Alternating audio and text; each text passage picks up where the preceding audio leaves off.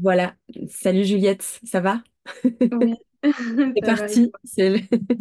Oui, ça va. Merci beaucoup d'avoir accepté de témoigner. Donc, tu as fait la transmission Tara en 2023, là. Donc, tu viens de la terminer au mois de novembre. Et donc, toi? c'était pour témoigner de ce que tu avais vécu. Et du coup, d'abord, avant de commencer à rentrer un peu dans le cœur du sujet, est-ce que tu peux déjà nous dire dans quelle situation tu étais avant la transmission et pourquoi tu as choisi de venir te former avec nous, avec moi? Du coup, j'étais prof de français en contractuel juste avant, enfin pas juste avant, mais avant de décider que j'allais faire cette transition. Et, euh, et en fait, j'étais à un moment un peu turning point de professionnel. Ouais, Euh, et, euh, et comme j'ai lu ton bouquin, en fait, et ça m'a vraiment passionné parler à titre personnel. Et comme je me questionnais sur qu'est-ce que j'ai envie de faire à ce moment-là, et que j'ai vu que tu avais fait une transition, je me suis dit, c'est ça, en fait, que j'ai envie de faire. ouais. Donc, enfin, il y a eu tout un moment d'attente du coup, avant d'être prise dans la transmission, mais voilà, avant, j'étais prof, et, euh, et c'est arrivé au moment où je me suis questionnée sur qu'est-ce que j'ai envie, en fait, de faire. Ok. Donc, reconversion totale, quoi. T'étais pas du Ouais, tout au milieu, t'étais pas, tu connaissais pas l'anatomie, tu connaissais pas les hormones, tout ça, ou tu t'étais un peu intéressée déjà, ou vraiment t'arrivais de loin? alors non, je connaissais quand même, parce qu'à Tu titre connaissais déjà personnel, un je peu. me suis beaucoup intéressée ouais, Ouais. à comment ça fonctionne. Pour moi, sortir de mes propres douleurs, en fait, et mes déséquilibres hormonaux et tout. Et en fait, je me suis découvert une passion quoi, pour le corps et comment ça fonctionne. Et spécifiquement, c'est cet endroit qui est un endroit de puissance insoupçonnée, quoi. Et Hmm. qui a un cœur de puissance qu'on ne s'autorise pas à vivre comme on pourrait. Ouais. Ok. Alors le son coupe un peu, j'espère que ça va aller. Mais du coup, est-ce que tu peux me dire, et puis nous dire, parce que c'est pour les gens qui regardent, en fait, quels ont été les bénéfices en fait que tu as reçus en apprenant la gynémotion? Qu'est-ce que ça t'a apporté d'apprendre ça? Et ben, de manière très concrète, déjà, ça m'a appris un métier, en fait, que moi, je connaissais pas, que c'est beaucoup. Ouais. Euh, voilà, je vais pouvoir travailler avec ça, en fait. C'est trop Mm. bien. Et en plus, enfin, pour moi, c'est une activité qui est hyper bénéfique pour le monde et les personnes que je vais pouvoir accompagner. Donc, ça m'a amené ben, ouais, un métier et en plus, la joie de pouvoir apporter quelque chose de positif au monde, en fait. Et ça, c'est quelque chose que je recherchais depuis longtemps.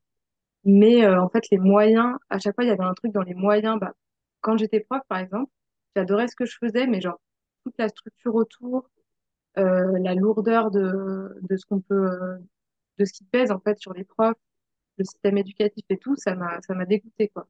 Mm. Donc là, ce que j'aime bien, c'est que, en fait, c'est le fond et la forme, en fait, les deux s'entremêlent c'est vraiment comme un cadeau enfin, voilà, je vais pouvoir offrir au monde un truc trop bien dans une forme cool qui me parle et Mm. avec de l'amour.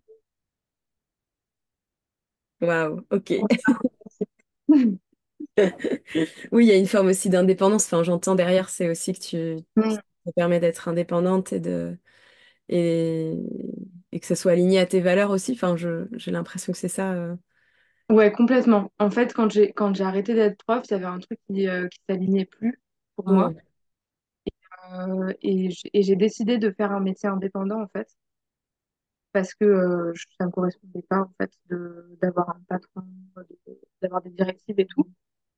Et là, effectivement, en fait, je fais ce que je veux, enfin, dans la limite des valeurs qu'on a posées avec toi, qui sont les miennes aussi, en fait. Et du coup, Mhm. c'est hyper enfin, rassurant pour moi de me dire que je, comment, je vais je trace un chemin vraiment dans mes valeurs, quoi. C'est Hmm. sécurisé. Oui, ok. Ouais, ça s'aligne à, à tes choix, quoi. Ouais. Mm. Ok.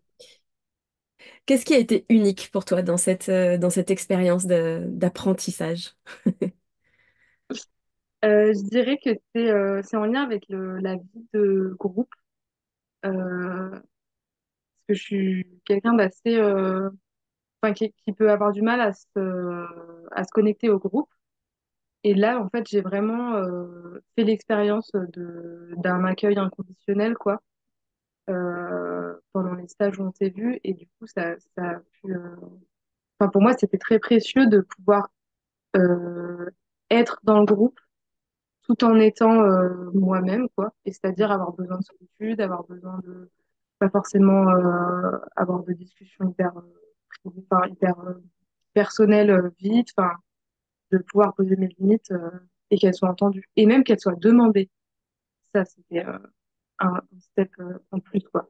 C'est-à-dire que je suis arrivée, on m'a demandé mes limites, quoi, Hmm. quasiment. Et ça, enfin, je trouve ça génial. Enfin, ça devrait être Oui, comme ça partout, quoi. ouais, c'est ça, de savoir en fait, en soi, si tu avais, enfin, pour recontextualiser moi, tu m'avais posé effectivement ce truc en disant, en fait, le groupe, c'est pas forcément mon truc, quoi. Enfin, je me sens pas encore très, enfin, je suis pas forcément à l'aise dans un groupe.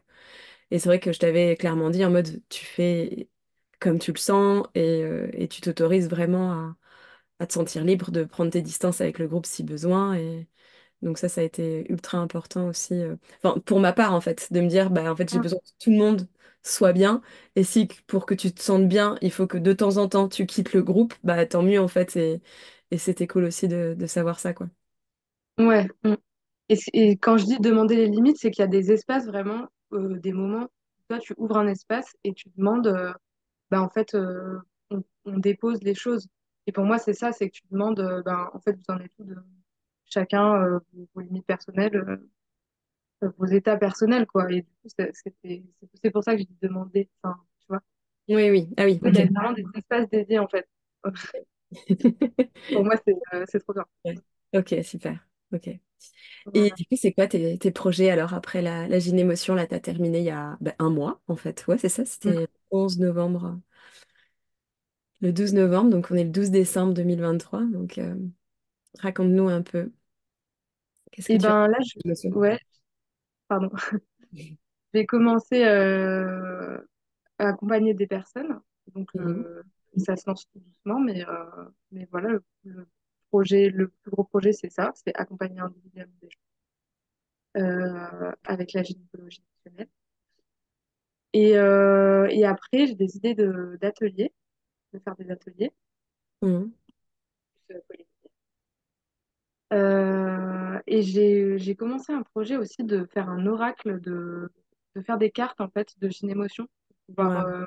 l'utiliser parce que moi, c'est un truc que j'utilise beaucoup quotidiennement. Et de pouvoir l'avoir en séance et de l'utiliser avec les personnes, ça, je trouve ça cool. Donc, j'ai commencé ça, c'est très joyeux.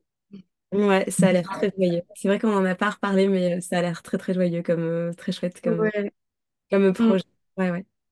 Et tu as un public dédié, tu as choisi mm. d'aller vers un public ou une spécialité, une maladie ou quoi que ce soit. Comment tu conçois ton accompagnement gynémotion?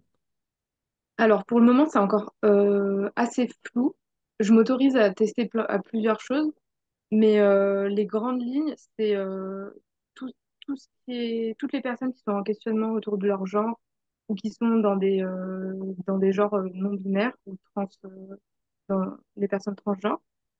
Euh, Ça, c'est un axe que j'aime, enfin, qui me parle et, et qui me tient à cœur très fort, en fait, de pouvoir voilà, être dans une approche dégenrée, du coup, de dissocier la gynécologie du genre féminin.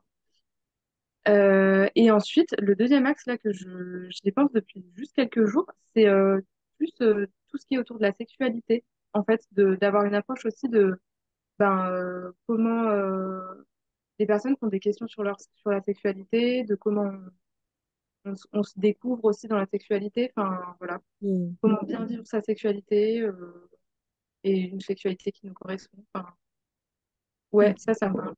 Ok, Et chouette. je vois qu'en fait, il y a des gens qui viennent me voir pour ces sujets. Donc, Ok, il y a une voilà. demande, quoi. Ouais. Ok. Mm. Et enfin, dernière question, qu'est-ce que tu dirais à une personne qui hésite encore à postuler pour devenir accompagnante là en 2024? Euh, et ben, je dirais que c'est, enfin, si c'est quelque chose qui résonne vraiment dans le cœur de la personne et qu'elle sent que ça peut être sa place en fait dans le monde de participer à cette grande famille de la gynémotion, enfin, cette famille de la gynémotion. Oui, elle est Bah, bientôt, c'est bientôt. oui, voilà, qu'elle suive son cœur en fait, qu'elle écoute sa voix intérieure qui la pousse à faire ça et que en fait si je crois très fort que si elle est alignée en fait avec elle-même, ça se passera bien en fait. Hmm. Ok, super. Merci beaucoup pour ton témoignage. Je te souhaite une belle continuation en Gynémotion. Nous, on se retrouve en supervision de toute manière. On Ouais. continue à se voir. Merci, Juliette. Merci à toi.